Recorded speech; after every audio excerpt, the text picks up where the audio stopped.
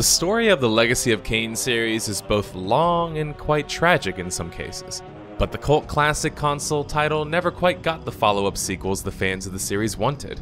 Instead, they were strung along by a plethora of failed projects, culminating in a spin-off developed by Psyonix and published by Square Enix, a multiplayer game set in the world of the Legacy of Kain series, Nosgoth.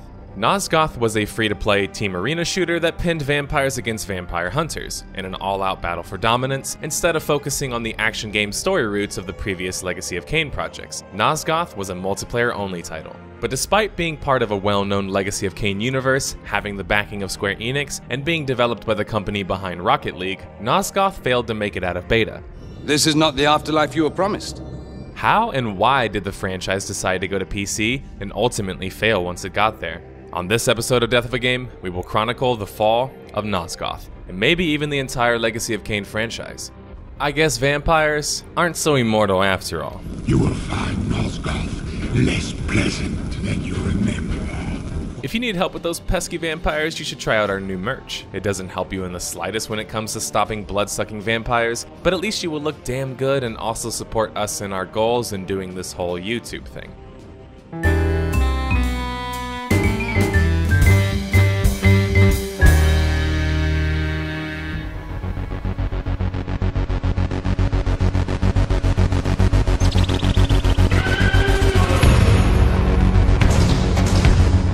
Before we get into Nosgoth, let's set the stage a bit. The Legacy of Kain franchise has been kicking since 1996, when Silicon Knights, a now defunct company, maybe a video for another time, and Dennis Dyack, their president at the time, ushered in the Legacy of Kain franchise in the form of their first title, Blood Omen: Legacy of Kain. Amy Hennig's Crystal Dynamics would heavily assist Silicon Knights in launching the project. A lot more drama ensues there, but to sum it up, Silicon Knights and Crystal Dynamics battled over who would retain rights to the IP, and Crystal Dynamics ended up winning the battle, granting them the ability to publish a sequel. Crystal Dynamics and crew would then launch Legacy of Kain Soul Reaver in 1999, which has gone on to become one of the most successful titles in the franchise.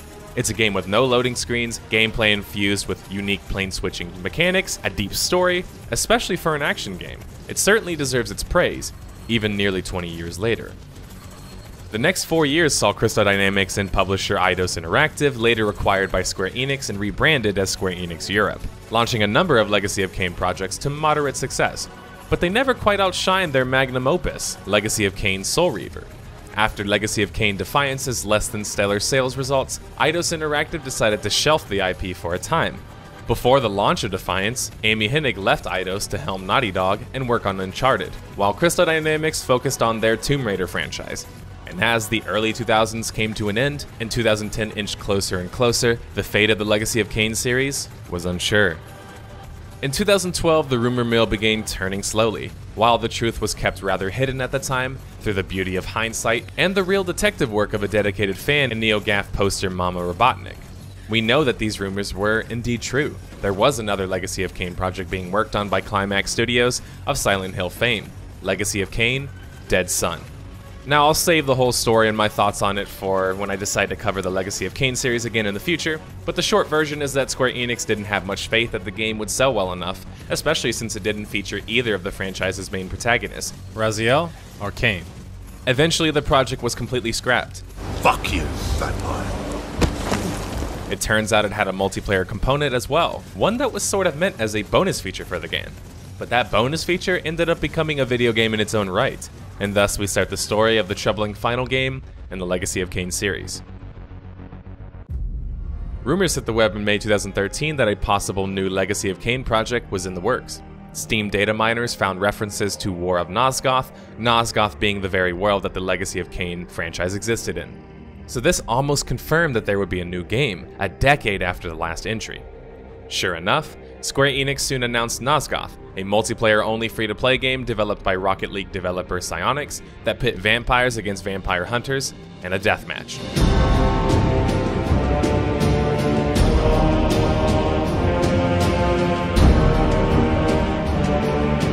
To say it caught the Legacy of Kain community, or what was left of it at that point, by surprise would be an understatement.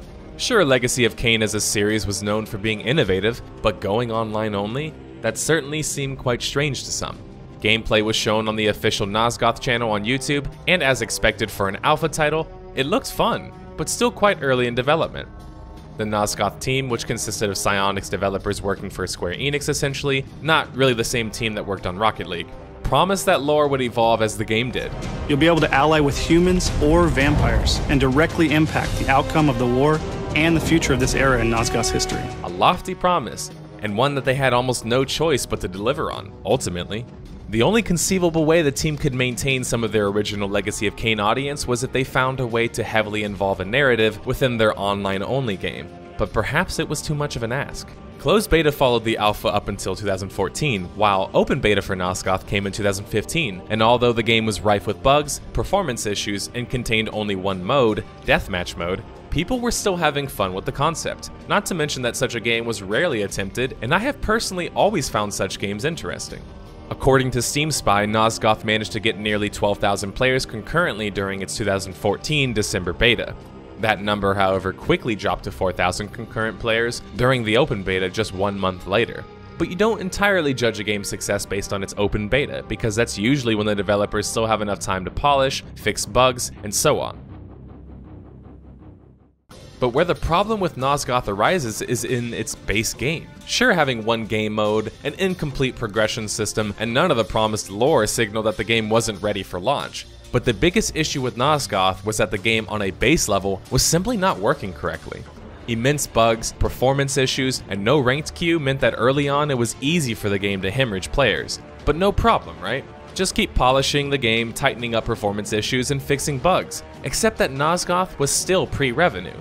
For Square Enix, launching a free-to-play game that was heavily unfinished meant that they had to find a way to monetize the game before launching it. Give me money, give me money, give me money, give me money, give me money. But this is a big problem, because a small team with finite resources, one working on a game that's in turn based on another failed title, is going to struggle to focus on working on two huge issues at a single time.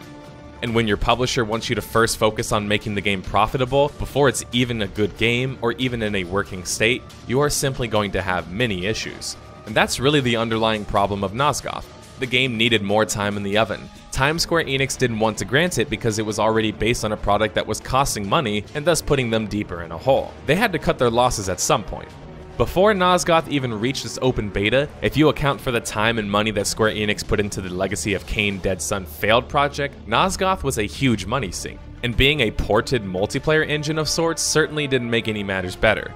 Psyonix might have had the experience working on multiplayer titles, but they were handed a beater, a car that barely functions but you still hope will turn on every single morning. It technically works and certainly has character, but it's borderline functional even at the best of times. In order to get the car to run consistently, it's going to require more money, more time than it's probably worth, and the only reason to do so is because you love the damn thing. Unfortunately for Nosgoth, it became increasingly difficult to justify more trips to the mechanic. I never find much utility in villainizing the publisher. Square Enix clearly thought that they could salvage some of the money they spent on Dead Sun with Nosgoth, and potentially create a good free-to-play title. It's just a shame that Nosgoth came out in the state that it did, since it almost guaranteed it would never climb out of its proverbial and literal pit.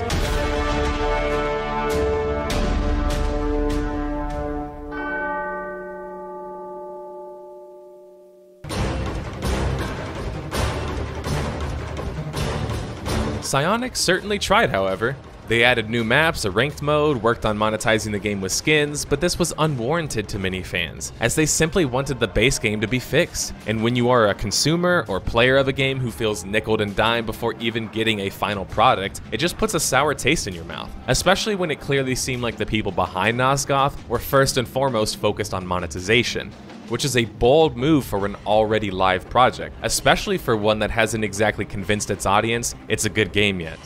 Not to mention, Nosgoth indirectly hurt their game even further by introducing a ranked matchmaking system, as games became fewer and further in between. So although it was a good idea in practice, as it could deal with the rampant skill gap issues in regular matchmaking modes, doing so before your population has rebounded almost guarantees a small population game will seem like a ghost town, as the matchmaking system struggles to find players period, let alone properly balanced ones. By all accounts, including from Psyonix themselves, they weren't giving up on the title. They even mentioned an inevitable launch coming soon. With the gift of hindsight, It's not exactly a surprise that within a month, Square Enix announced that they would be shutting down Nosgoth on May 31st, 2016. In many ways, the game's population numbers say it all. Despite nearly 1.5 years of being playable, not even the core fanbase was interested enough to continue playing the game even with a possible launch on the horizon. The base game just wasn't really functioning well enough. But the biggest travesty about it all, to me, is that Nosgoth's death leaves the Legacy of Kain IP in limbo. At this rate, we might not ever see another Legacy of Kain game, and we certainly won't ever get to see what the team had planned for evolving the lore on the go as players played the game. I really think that that's an interesting concept that needs to be explored more. I would love to see it implemented in other titles going forward. It seems like a great way to involve your audience with a narrative and a community goal. For a Legacy of Kain title, Nosgoth only looked the part. Underneath the costume, it didn't really seem much like a Legacy of Kain title. Very minimal lore was introduced, likely due to cost budget focus, and the lore that did exist did a poor job of explaining things. If you haven't played the Legacy of Kain series, you might not want to listen to this next section. Just a little bit of spoilers. According to the Nosgoth timeline, Nosgoth takes place after Kain casts Raziel into the Abyss. This is around the time that Raziel is mostly absent from his empire and shows what happened to the Razlium during that period. But this was just a convenient way for them to explain why humans and vampires were fighting, or perhaps why we couldn't play as certain iconic characters. And that's where this whole idea of Nosgoth sort of falls apart for me. It almost seems like the actual Legacy of Kain series takes a back seat with Nosgoth. And not only is that unnecessary, it actually hurts their game even further. How awesome would it have been if we could have played as some of the iconic characters from the Legacy of Kain series?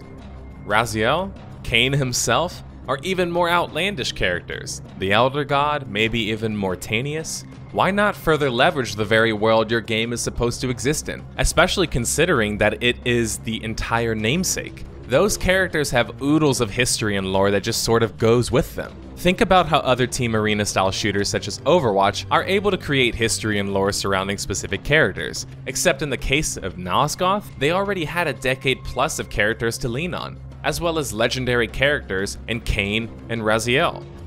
What a strange scenario. Square Enix and those involved with the development of Nosgoth seem to just completely divorce the title from the Legacy of Kain series. This directly made the game more generic, especially when the names of heroes or classes are just generic names and not actual in-universe heroes or villains. I'm not convinced that this sort of class system ever really works.